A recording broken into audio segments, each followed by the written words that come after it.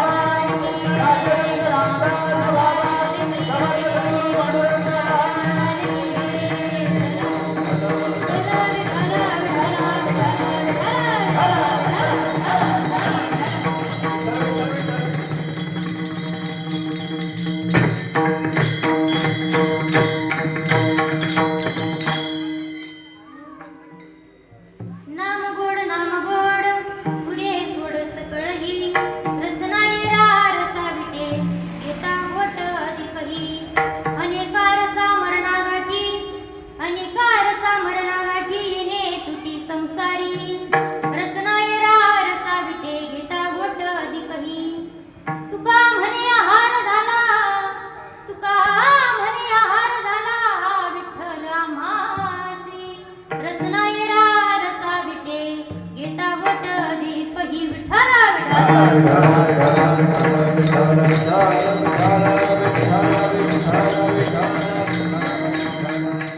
वक्रतुंड महाकाय सूर्यकोटी समप्रभ निर्विघ्नं कुरु मे देव सर्वकार्येषु सर्वदा रायवडी मंदिरी वसे माझा राया चरणी अर्पितो जन्म हि काया जगदीश्वरासी जोडली ज्याची जन्म ख्याती प्रथम वंदितो तुम्हा शिव छत्रपती समचरण सरोजम सांद्रनीलाबुदाभं जदनविहित पाणी मंडलं मंदनानं तरुण तुलसीमाला कंधरं कंजनेत्रं सदय धवलहासं विठ्ठलं चिन्तया पांडुरंग करू प्रथमन माना त्रिपदगिरे पांडुरंग करू प्रथमन माना रमणकुलगिरे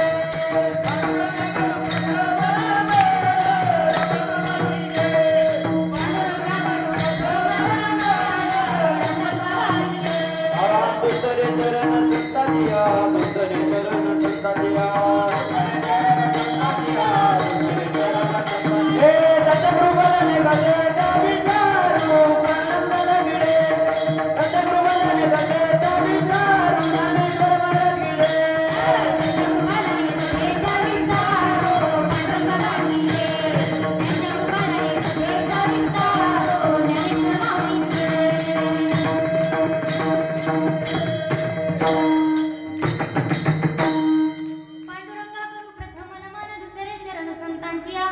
त्यांच्या कृपादाने कथेचा विस्तारू बाबाजी सद्गुरुदास तुका जिथे ज्ञान विज्ञान संजीव होते जिथे योग विद्येस सामर्थ्य येते जिथे मानवाला मिळे मोक्ष गाथा तुझा पायरीसी सदा नम्र माता जयाचे संगतीने विराग झाला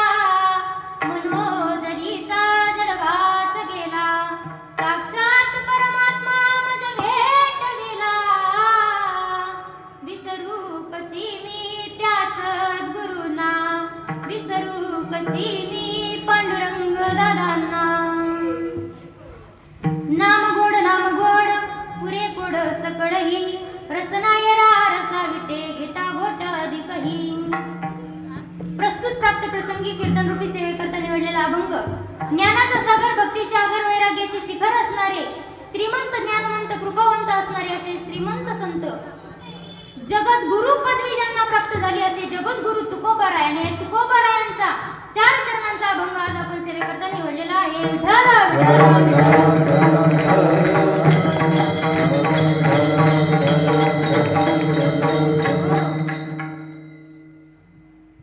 अभंगाच्या चिंतनाकडे येण्याआधी अल्पसा परिहार द्यायचा तो म्हणजे असा की पांडुरंग दादा मडके यांचा जन्मदिवस किंवा प्रकट दिन आपण म्हणतो. या प्रकट दिनाच्या निमित्तानं वर्षानुवर्ष चालत आलेला हा एक दिवसीय वैष्णव मेळावा आणि या वैष्णव मेळाव्यातील चक्री कीर्तनातील पहिलीच कीर्तन रूपी सेवा माझ्यासारख्या लेकराच्या वाटेला आली. मी मला भाग्यवान समजते आणि सेवेला सुरुवात करते. विठ्ठल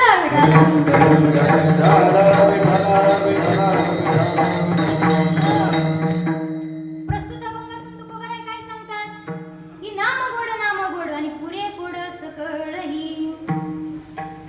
तुकोबाराय काय सांगतात की नाम जे भगवंताचं ते एवढं गोड आहे की त्याने पुरे गोड सकळही. सगळे गोड त्याने काय होऊन जातात पुरून म्हणजे तुटून जातात. पुढे जाऊन तुकोबाराय सांगतात की रसना येरा रसाविटे आणि घेता घोट अधिकही. रसना येरा रसाविटे. रसना म्हणजे काय ही जीभ आहे. या जीभेने आपण कुठलाही रस चाखला तरी तो त्याने काही जास्त वेळ जर आपण त्याचं सेवन केलं तर आपली जीभ काय होते विटते. आपण जास्त पदार्थ एकच पदार्थ जास्त वेळ जर खाल्ला तर आपण काय म्हणतो कंटाळा आलाय त्याचा वीट आलाय. परंतु पुढे तुकोबाराय सांगतात की अनेक रसा मरणागाठी येणे तुटी संसारी. अनेक रस जर तुम्ही सेवन केले तर त्याने काय होणार आहे अनेक रसा मरणागाठी परंतु येणे तुटी संसारी. हे जे भगवंताचं नाम आहे याने आपला संसार देखील तुटून जाऊ शकतो. तुकोबाराय म्हणतात तुका म्हणे आहार झाला हा विठ्ठल आम्हासी. हा विठ्ठल आम्हाला काय झालाय आहार झालाय म्हणले. आता कारण त्यांचं नातोमास म्हणजे सांगतात की चालता बोलता उठता बसता हरी बोला म्हणजे तो हरीच आमचा काय झालाय आहार झालाय. म्हणून रसना येरा रसा विटे घेता घोट अधिकही. विठ्ठल विठ्ठल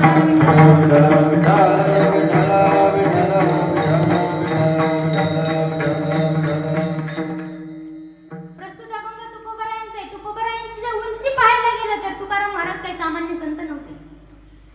तुकाराम महाराजांची उंची एवढी होती की आकाशापेक्षाही मोठी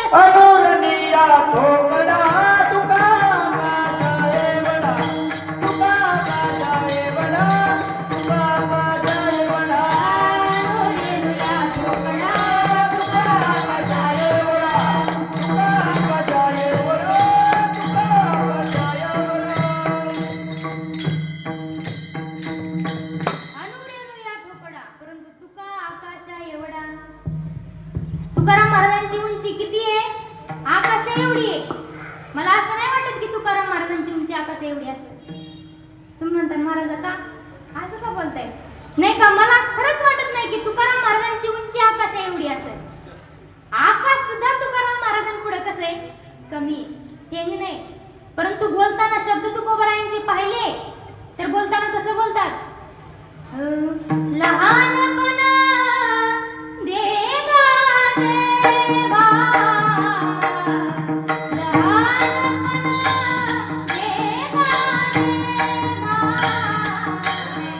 लहानपणा देगा देवा लहानपणा देगा देवा मुंगी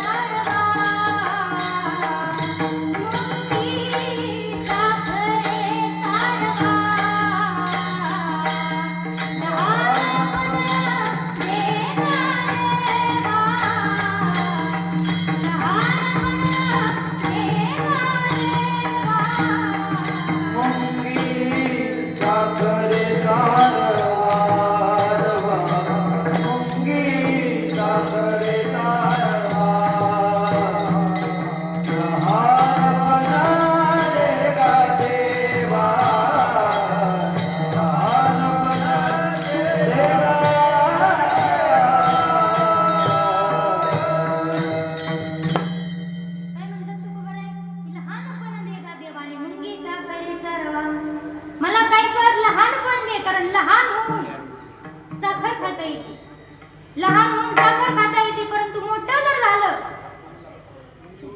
तर लाकडच फोडायला लागते महाराज. हत्ती कसा आहे, मोठा आहे, पण काय करावं लागतं, कारण जया अंगी मोठे पण तया येतं ना. म्हणून जेवढं होतं येईल तेवढं काय करायचंय आपल्याला, लहान होऊन परमार्थ करायचंय महाराज. कारण संसार करत असताना लहानाकडे पाहून केला पाहिजे, परंतु परमार्थ करत असताना मोठ्याकडे पाहून केला पाहिजे, बरोबर ना. म्हणून तुकोबराय सांगतात हे भगवंताचं नाम आहे, हे भगवंताचं नाम तुम्हाला सगळ्यांना प्राप्त झाले. कोणाला राहिलेही असेल त्यालाही प्राप्त होणार, कारण हा धर्ममंडपच असा आहे. या जाळ्यात एखादा जर गुंतला तर परत सुटत, हे जाळच असं आहे महाराज. एखादा जर गुंतला तर सहजासहजी सुटत, एक तर गुंतायलाच टाइम लागतो महाराज, गुंततच नाही लवकर, आणि गुंतला तरी सुटत नाही. म्हणून ते भगवंताचं नामस्मरण हे आपल्या सगळ्यांना भेटले, कारण ते नाम भेटणं सुद्धा सोपं नाही. मुळात भगवंत भेटणं म्हणजे सद्गुरू भेटणं काय अवघड आहे. संत भेट अवघड सांगितले, बहु अवघड आहे संत भेटी, परी जग जेठी करुणा केली. महाराजांनी मगाशी सांगितलं, चंद्रामृत सुखे सेवलेलं, असता जाता रवी धरवेलं, बाहे निळा सागर तरवेलं, परी त्या साधूची भेटणं होईला. काय सांगितलंय, चंद्रामृत, चंद्राचं अमृत आम्ही एक वेळ सेवन करू. असताना म्हणजे मावळतीला जाणारा सूर्य देखील आम्ही एक वेळ धरू. आमच्या बाहुबळावर आम्ही सागर देखील पार करून जाऊ शकू, पण त्याच्यापेक्षाही जास्त काय अवघड संत भेट सांगितली, साधू भेट सांगितली. परंतु संत आपल्या जीवनामध्ये एवढा सहजासहजी आलेत, परंतु आपल्याला किंमत नाही कळली महाराज.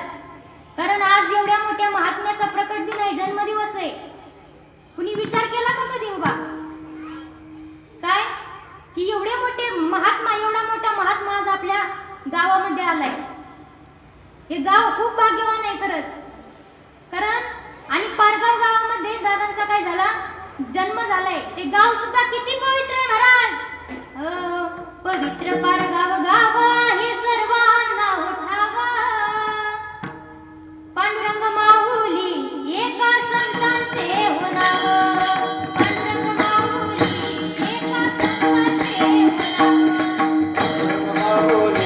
एका संतांचे होणावं, पांडुरंग माऊली एका संताचे नाव, पांडुरंग माऊली एका संताचे नाव.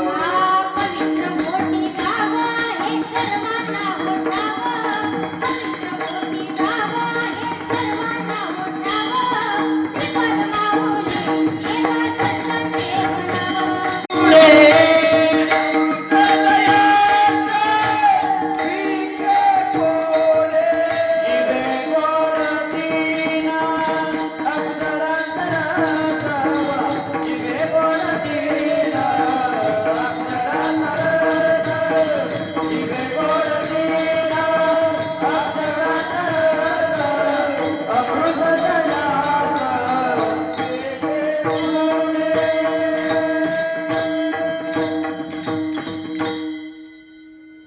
अमृतापेक्षा गोड भगवंताचं नाम आहे. अमृताहुनी गोड नाम तुझे देवा, तेव्हा जिभे गोड तिना अक्षरांचा रस, आणि अमृत जयासाठी के पुढे अमृत सुद्धा त्या भगवंताच्या नामापुढे कसं आहे, ठीक आहे महाराज.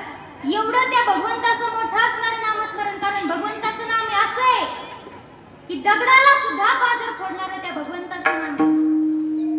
नाम तुझे नारायणा थोडी पाषाणाला पाना, त्या नारायणाचं, त्या भगवंताचं नाम एवढं श्रेष्ठ आहे की दगडाला सुद्धा पाजर फोडते. मग या सामान्य जीवाला का नाही? एवढं मोठं थोर असणारं त्या भगवंताचं नाम आपल्याला दादांकडून, बाबांकडून किंवा इतर भाऊंकडून म्हणा, सगळ्यांकडून, म्हणजे सगळे कुणाकडून का होईना आपल्या सगळ्यांना भेटले. आपण खूप भाग्यवान आहे. परंतु हे नाम कसं आहे, तुकोबराय सांगतात, नाम गोड पुरे गोड सकळही. या भगवंताच्या नामाने नुसता म्हणजे संसारच नाही की संसारातली कुठलीही कोडे असू दे, आपण कोड म्हणजे काय म्हणतो, संकट बाबा. कोड म्हणजे प्रश्न आपल्याला पडलेला संकट असो, आपल्यावर कुठलं जरी संकट आलं तरी तो पेलून नेणारा कोण आहे, भगवंत आहे. आणि एवढं जरी काळ आलं ना तरी लय झालं महाराज. म्हणून तुकोबराय सांगतात, त्याने सगळे साधन, सगळे कोड तुटून जाते. एवढं श्रेष्ठ त्या भगवंताचं नाम आहे. अभंगाचं प्रथम नाम गोड, नाम गोड, नाम गोड, नाम गोड,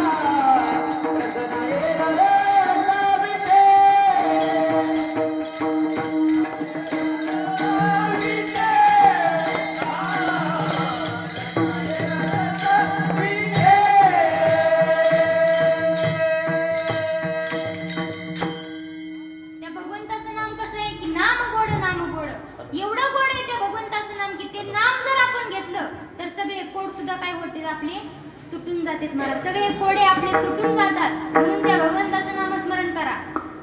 कारण जसं आहे आपण म्हणतो आपल्याला नामस्मरण म्हणजे कुठं जाता येत नाही बाबा, मेळाव्याला जाता येत नाही, सप्त्याला जाता येत नाही, पंढरपूरच्या वारीला, आळंदीच्या वारीला जाता येत नाही. नका जाऊ तुम्ही पंढरीच्या वारीला, म्हणजे जाऊच नका असं पण म्हणायचं मला नाहीये. पण नाही जमत ना, नका करू तुम्ही पंढरीची आळंदीची वारी. माऊलींनी एवढा सोपं करून परमार्थ सांगितला की ठाईचं बैसोनी करायचं चित्त आवडी अनंत आळ बाबा. एका जागेवर बसून त्या भगवंतापर्यंत पोहोचता येतं. मग तुम्ही म्हणता का करायची पंढरीची वारी, का करायची आळंदीची वारी, मग तुम्ही कशासाठी जाता?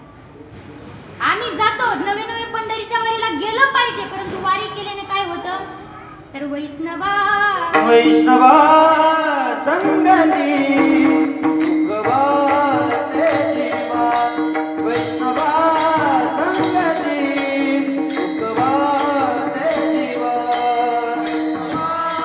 संगती सुखवाटे जीवा, वैष्णवा संगती सुखवाटे जीवा.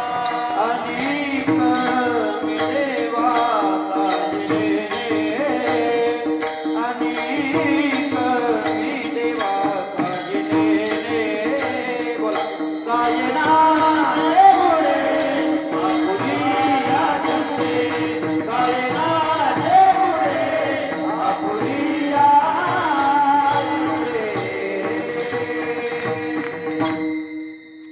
वैष्णवा संगती सुख वाटे जीवा आणि कमी देवा काही नाही. त्या वारीला गेल्याच्या नंतर आपल्याला काय होतं, वैष्णवा संगती सुख वाटे जीवा, सुख भेटतं आपल्याला वैष्णवांच्या संगतीत गेल्याच्या नंतर. म्हणून पंढरीला जायचं. आपलं वारीचा विषय म्हणजे नाहीये, परंतु बोलण्याचं तात्पर्य काय की बाबा पंढरीची वारी लय आपण लय वर्ष झालं पंढरीची वारी करतो, पण आजपर्यंत भगवंतच कळला नाही.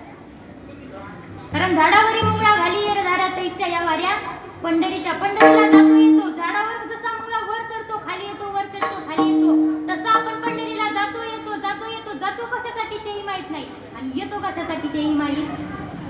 आणि ते जर माहित करून घ्यायचं असेल तर भगवंताचं नाम आहे.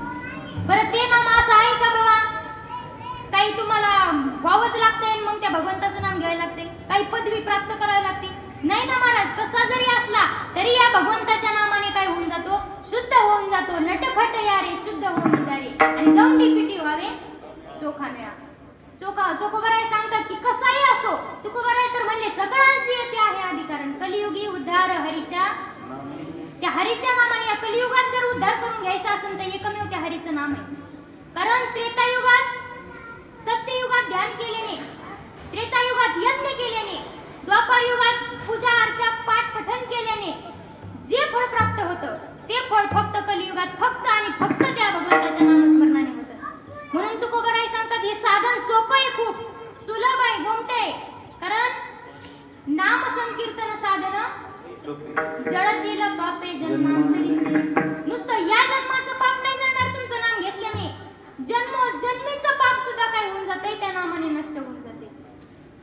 कारण जन्मोजन्मीचं सुकृत आहे, आपलं पुण्य आहे. म्हणून तर आपण या सभा मंडपात आहे, या दादांच्या धर्म मंडपामध्ये आपण. कारण जन्मोजन्मी आम्ही बहुपुण्य केले तेव्हा या विठ्ठले कृपा केली. किंवा अनंत जन्मीचे सुकृत पदरी त्याचे पैठा होय. अनंत जन्मीचं सुकृत असल्याशिवाय तो भक्त किंवा साधक या धर्म मंडपामध्ये येत नाही. म्हणून जसं आपल्याला जसं करता येईल तसं त्या भगवंताचं नामस्मरण करायचंय. कारण तुकोबराय सांगतात की जैसी स्थिती आहे तैसा परी राहे आणि कौतुक तूप आहे संचिताचे.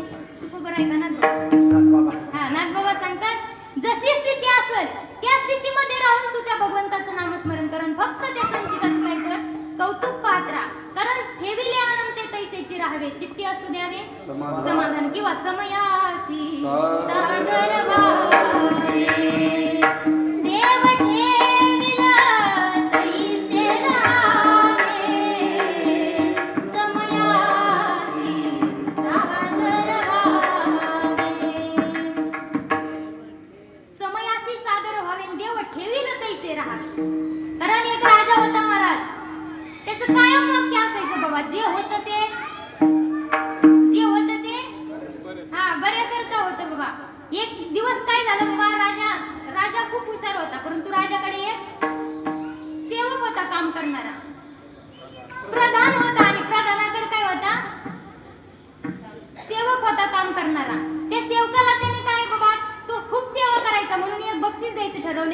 भेट द्यायचं ठरवलं, त्याला एक काय केली, तलवार गिफ्ट केली, बक्षीस म्हणून तलवार दिली. मग ती तलवार बाबा आता सेवकाने बघायचं ठरवलं की बाबा प्रधानाने आपल्याला तलवार दिली, पण ती खरंच धारदार आहे का, वाहती का, बघण्यासाठी त्या सेवकाने काय केलं, ती तलवार हातात घेतली आणि त्याच्यावरून बोट फिरवलं.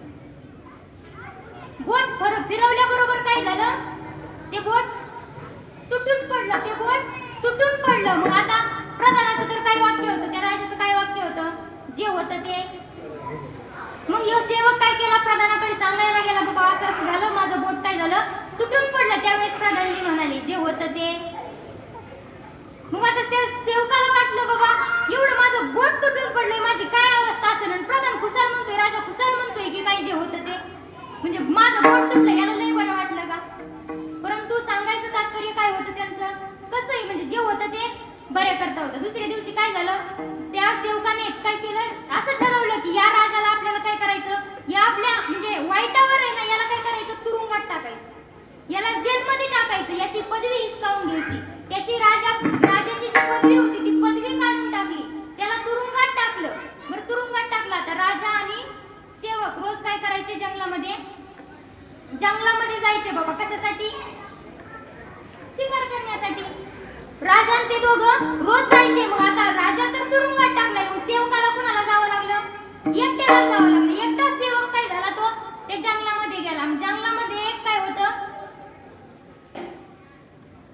मंदिर होतं बाबा, देवीचं नाही का, देवीचे मंदिर असतात. आणि हा आदिवासी देवीचं मंदिर होतं, ते आदिवासींचं मंदिर होतं. आणि त्या देवीला असा म्हणजे हे होतं, काय म्हणतो, असा नियम होता की काय, तिथं वर काय केला जातो, वर बळी दिला जातो. मग आता वर बळी, आता त्यांच्या पुजाऱ्यांनी काय केलं, ते सेवक जे होते त्या मंदिराचे नरबळी दिला जातो.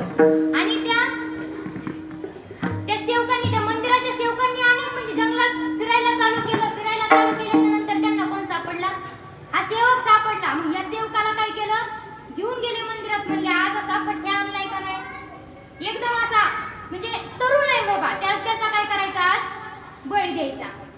मग बळी द्यायचं ठरवलं, परंतु आतमध्ये नेलं त्या सेवकाला आणि तिथं सांगितलं, बाबा पुजारी काय म्हणले की इथं नर बळी द्यायचा आहे, पण तो नर असा असला पाहिजे की त्याला कुठंच काही डाग नसला पाहिजे बाबा, त्याचं कोणतं शरीर तुटलेलं नसू देत, त्याचं काही कुठं झालेलं नसायला पाहिजे. आणि याचं तर काय तुटलं होतं, याचं पोट तुटलं होतं. मग आता तो पुजारी काय म्हणला, जा बाबा हाकलून टाका याला, म्हणले याचा बळी चालणार नाही देवीला, म्हणून त्याला हाकलून दिलं. मग याच्या लक्षात आलं, बाबा प्रधानजी म्हणत होते जे होतं ते चांगल्या करता होतं, म्हणजे काल जर माझं त्या तलवारीवर बोट तुटलं नसतं तर आज माझं मुंडकं तुटलं असतं महाराज. म्हणून त्याच्या लक्षात आलं.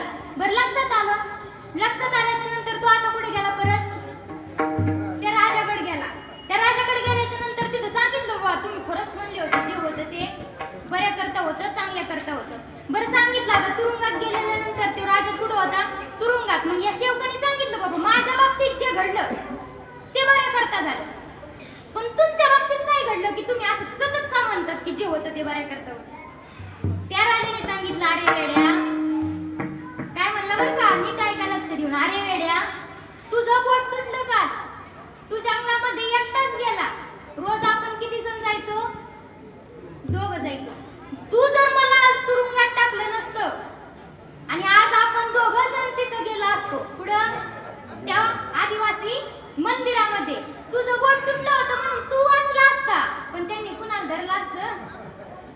म्हणून जे होतं ते बऱ्या करता होतं, चांगल्या करता होतं. म्हणून आपण असं हे नाही करायचं की बाबा आज माझ्यावर संकट आलेले मोठं, काल किती मी आनंदी होतो आणि आज का बाबा अचानक या देवाने माझ्यावर संकट दिलं. आपण असं म्हणतो ना, काही झालं, चांगलं झालं की मी केलं आपल्यामुळे झालं, आणि वाईट झालं की ते देवाने केलं आपण म्हणतो. परंतु जे होतं ते खरंच बऱ्या करता होत असतं. म्हणून ठेविले आनंद कैसेचे राहावे, चित्ती असू द्यावे समाधान. मनामध्ये समाधान ठेवून त्या भगवंताचं नामस्मरण करायचं. त्या भगवंताचं परमार्थामध्ये आपलं चित्त एवढं म्हणजे रंगून गेलं पाहिजे, आपलं मन एवढं त्या भगवंताच्या नामस्मरणामध्ये रंगून गेलं पाहिजे.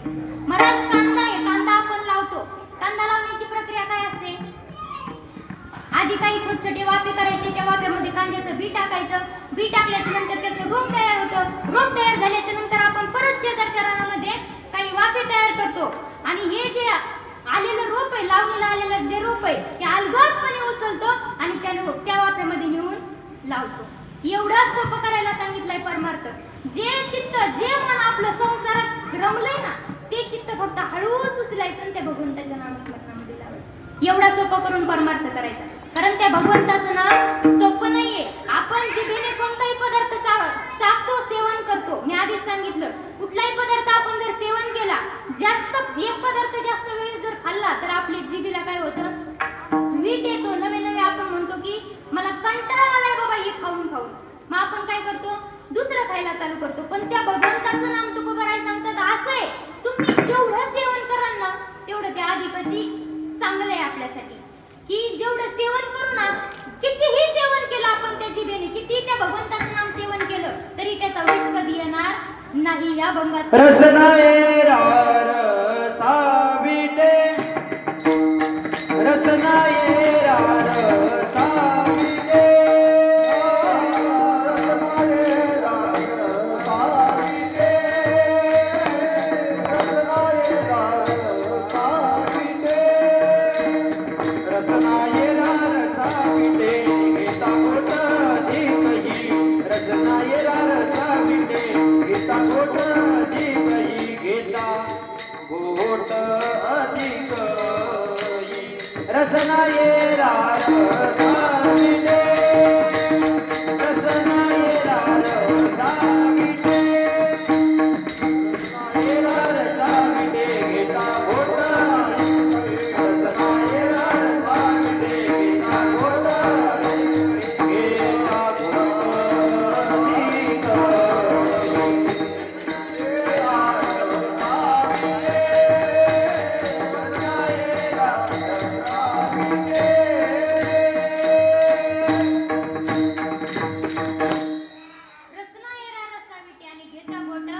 गीता जिभेने जर अनेक रस, तुम्ही कोणतेही रस टाका, उसाचा रस, आंब्याचा रस, कोणतेही रस जरी घेतले, ते अधिक काळ जर आपण सेवन केलं तर त्याचा वीट आल्याचे कंटाळा येतोच आपल्याला मनात. पण त्या भगवंताचं एकमेव नाम असं आहे की किती जरी सेवन केलं तरी त्याचा कधीच कंटाळा येत नाही. परंतु ते नाम जर आधी आपल्याला प्राप्त करून घ्यायचं म्हणलं तर कोण पाहिजे, गुरु पाहिजे. जीवनामध्ये सद्गुरू आले पाहिजे. कारण सद्गुरू वाचून सापडे ना सोय, धरावे ते पाय आधी आधी. कारण काही मंडळी अशी अनुग्रही ते ज्यांच्या जीवनामध्ये सद्गुरू आलेत बाबा, त्यांचं खूप म्हणजे भाग्य आहे. परंतु अजूनही ज्यांच्या जीवनामध्ये सद्गुरू आले नाही, ज्यांनी नाम अजून जाणून घेतलं नाही, कळून घेतलं नाही, त्यांनी सुद्धा त्या भगवंताचं नाम जाणून घ्या. कारण त्या भगवंताचं नाम खूप श्रेष्ठ आहे. देवांचे देव महादेव जरी असले तरी ते त्या भगवंताचं नामस्मरण करत होते. आणि आपण तर सामान्य माणसं आहेत महाराज. आपण त्या भगवंताचं नाम केलं पाहिजे, ते जाणून घेतलं पाहिजे. आपल्याला ओढ लागली पाहिजे त्या भगवंताची नामाची बाबा, त्या भगवंताची. चंदनाजी नामाचा आदे परमाचा, चंदनाजी नामाचा केवळ नामाचा, चंदनाजी नामाचा देह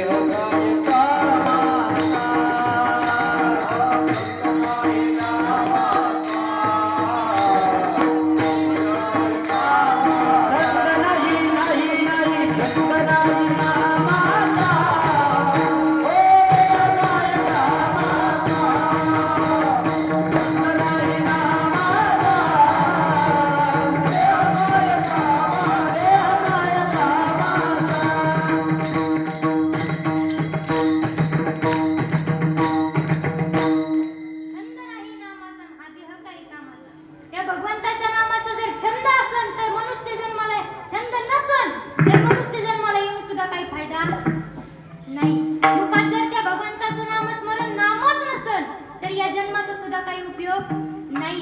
कारण नामामृत गोडी वैष्णवा लादली, योगिया साधली जीवन केळा. ते नाम कसं आहे बाबा, लय मोठं आहे. काय आहे, अमृताहून गोड नाम तुझे देवा झालं, आपलं प्रमाण झालं. परंतु आपल्या मनात जर त्या भगवंताविषयी छंद असेल, भाव असेल तरच तो भगवंत भेटतो. बरं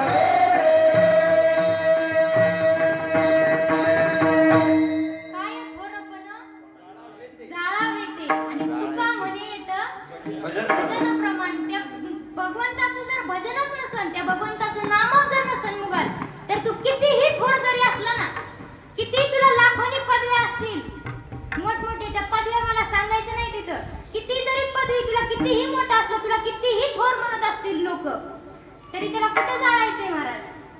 कारण मुखात जर तुझ्या भगवंताचं नामच नसेल, तुका म्हणे येते भजन प्रमाण, पण भजन कोणतं करायचं हेच आपल्याला आजकाल कळणार.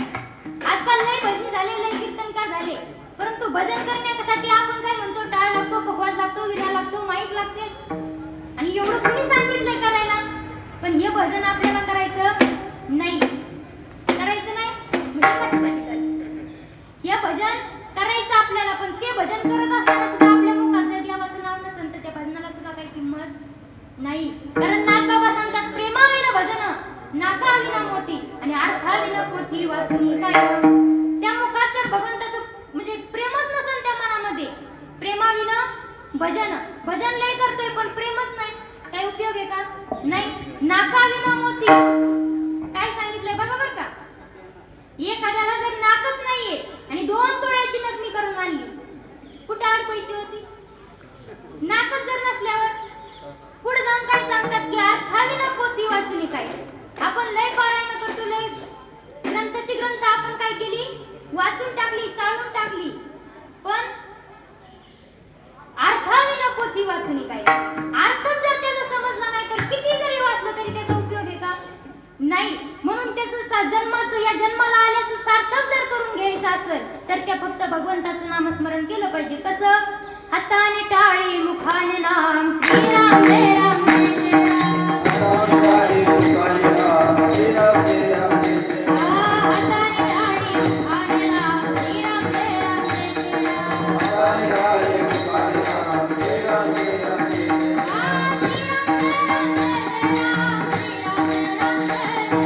श्रीराम जय राम जय राम. श्रीराम जय राम जय राम.